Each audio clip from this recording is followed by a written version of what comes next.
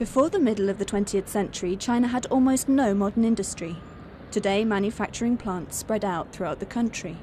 To have a spectacular achievement in such a short time is not impossible for a country like China when its history is taken into account. China's remarkable accomplishment in civilization dates back thousands of years. The Great Wall of China clearly manifests the advancement of Chinese technology more than 2,500 years ago. What used to be the Forbidden City is now open to the public. This walled complex in northern Beijing used to be the residence for emperors of many Chinese dynasties. The discovery of the life-size terracotta warriors, nicknamed the Eighth Wonder of the World, once again depicts the strength of Chinese empires during ancient times. Besides the physical artifacts, China also inherits a rich culture through its unique and diversified population. About 8% of China's population belongs to 56 national minorities. Even though the percentage is small, the minorities had contributed immensely throughout China's history. Today, each and every minority group is ensured freedom to practice their cultures and religions. In this documentary series, we journey through China to see a unique group of people who call Islam their way of life.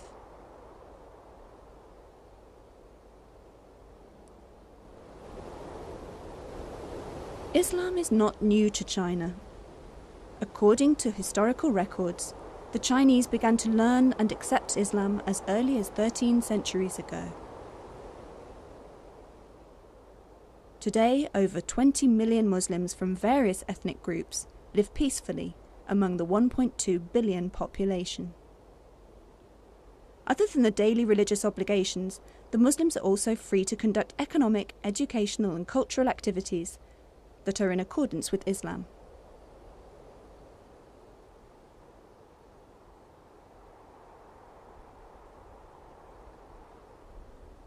Mosques throughout China also hold Islamic education classes for the younger generation.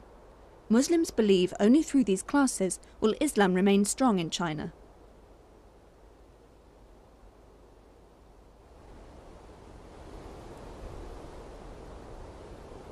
There is an opinion that Islam in fact entered China through the Silk Route just after the death of Prophet Muhammad in the 7th century. Along with trading goods, ideas, philosophy and religions, also travelled to and from China along the 5,000-kilometre route. The spread of Islam to China reached its peak in the 8th century, during the rule of the Abbasid and Umayyad caliphates. After gaining control of most parts of Central Asian countries like Kazakhstan and Kyrgyzstan, Islam gained a strong footing before entering China. We begin our journey into Islamic China in Almaty, Kazakhstan. Kazakhstan is a vast country. Its size is about 4 times the size of Spain. The former capital, Almaty, is the largest city with a population of 1.3 million. After achieving independence from the defunct USSR on the 16th of December 1991, the government led by President Nursultan Nazarbayev allowed free speech and assembly for all groups in Kazakhstan. Monuments built around Almaty symbolize the spirit of unity amongst the people of Kazakhstan. Though the Silk Route era had long gone, its manifestation still lives on even today. The Almaty Grand Market may be the best to represent some of the stopover towns that existed during the Silk Route era. Here, at what is called the Green Market by the locals, one can get almost anything.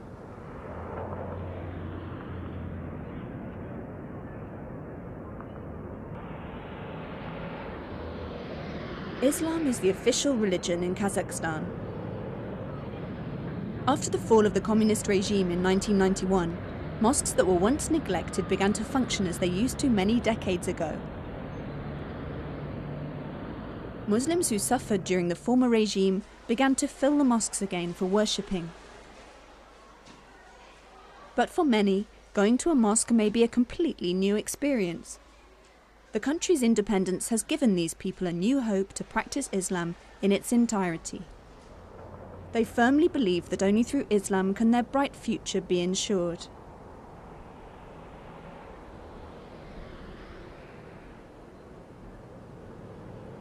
Today's scene at the Almaty Mosque may not have been realized without independence.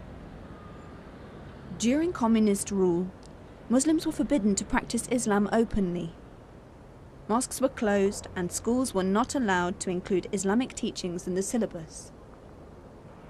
As a result, the younger generation of Kazakhstan were less familiar with Islam as compared to their parents. However, during the years of suffering, the older generation remained strong and patiently waited for the day when Islam would emerge again as a prominent religion. Finally, the day has arrived, and today, after so many years, the cheerful mood is still felt by everybody, especially the older generation. Currently, the Islamic Council of Kazakhstan is heading the efforts to restore the brotherhood among the Muslims, as well as to increase their knowledge of Islam. The construction of a new mosque is about to be completed. The new mosque will replace the old mosque that is in a poor state. The construction of the mosque was partly sponsored by Muslims from other Islamic countries. Almaty Mosque is not only for Muslims to perform prayers. Some have conducted small businesses especially by selling religious books, as there is a great demand from those who need to catch up on Islamic knowledge and practice. From Almaty we proceed to Turkestan. According to the local inhabitants, there is a tomb in Turkestan belonging to a very affluent scholar of Kazakhstan and Central Asia. The 775-kilometer train ride to Turkestan took almost 15 hours. The train passes Chimkent, a very old town founded in the 11th century. Our destination, Turkestan, is another 160 kilometers from here.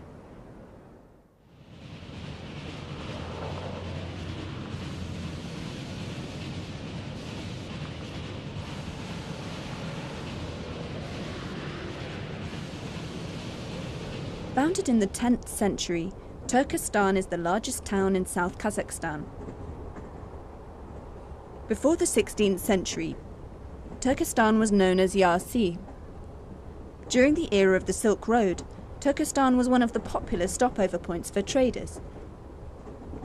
Its fertile land had attracted many people from all over Central Asia to migrate and settle here.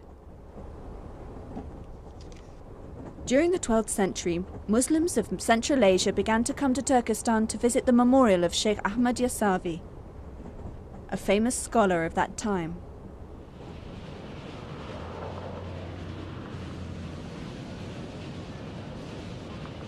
Because of the large number of visitors it received each week, Turkestan was also known as Little Mecca.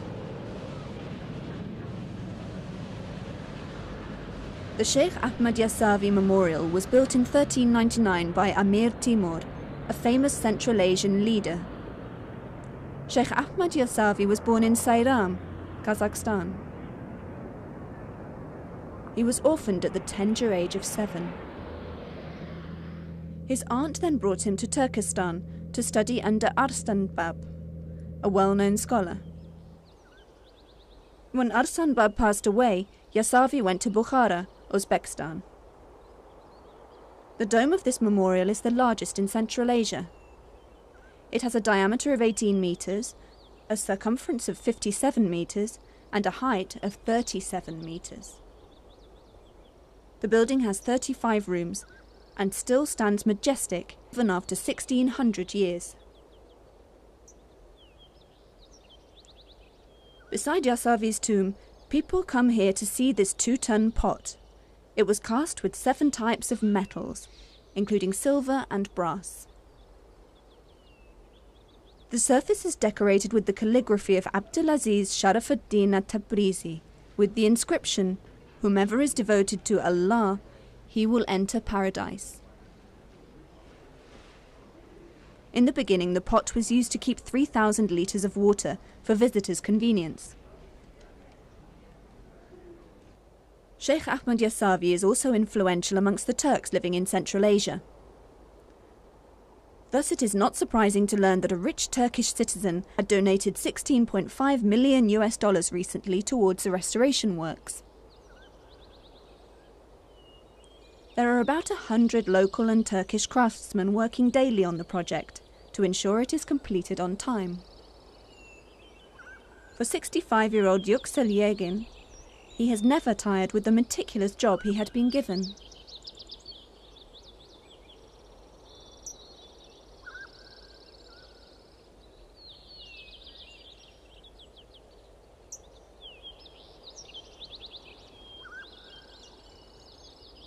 This craftsman, who has 50 years' experience in his field, was also involved in the restoration of the Süleyman and Topkapi mosques in Istanbul.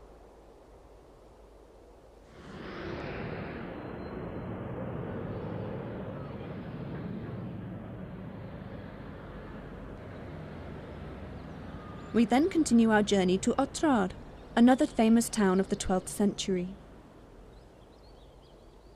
However, the town was destroyed by the Mongols in the 13th century. After the attack, Otrar became unpopular and its name had been completely wiped out. Nevertheless, many Muslims come to Otrar to visit the Arslanbab tomb. He was responsible for the spread of Islam in Central Asia. The mosque is still in good condition and is used by visitors from Kazakhstan, Kyrgyzstan and Uzbekistan.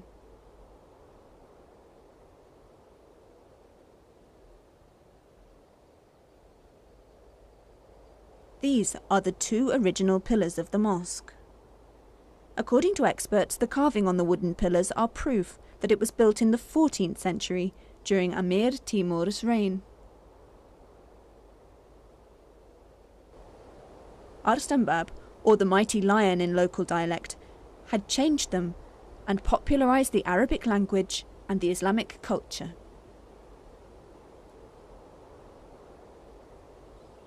Though the location of the tomb is quite secluded, Muslims far and near are not deterred from visiting it.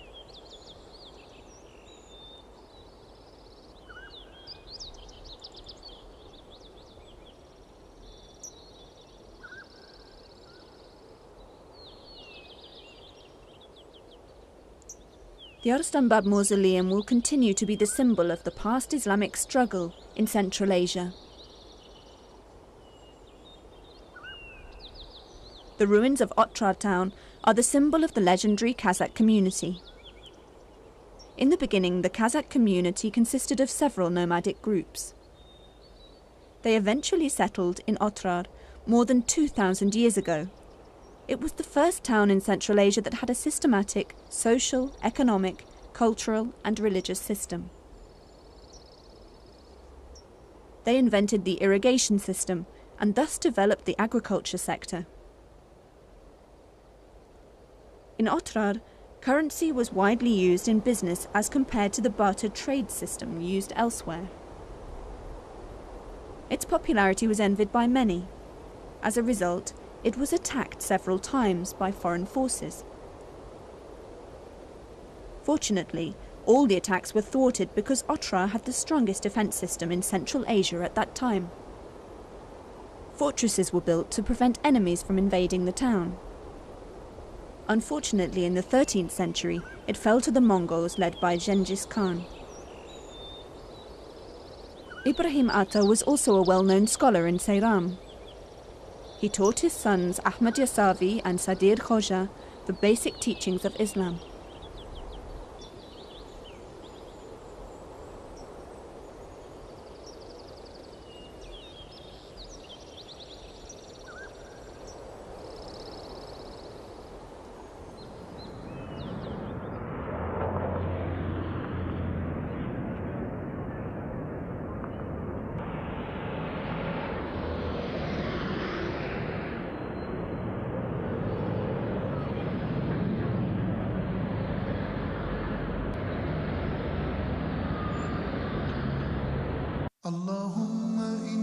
Of the world once again depicts the strength of Chinese empires during ancient times.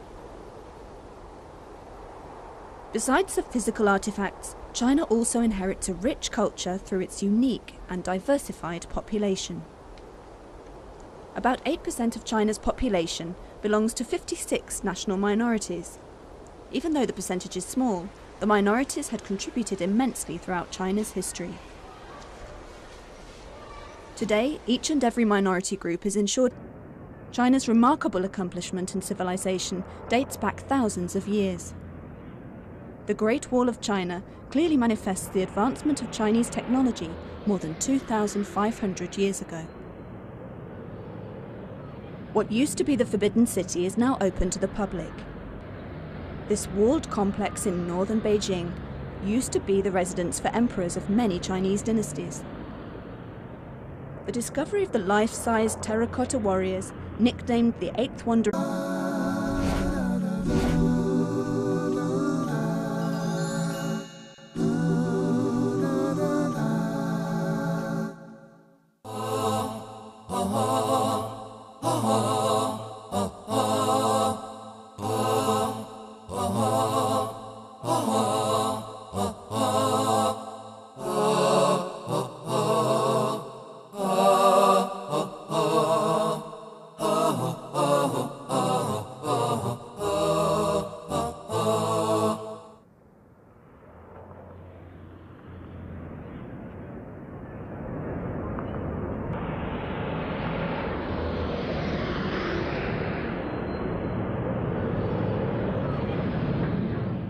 Before the middle of the 20th century, China had almost no modern industry. Today, manufacturing plants spread out throughout the country. To have a spectacular achievement in such a short time is not impossible for a country like China when its history is taken into account, freedom to practice their cultures and religions. In this documentary series, we journey through China to see a unique group of people who call Islam their way of life.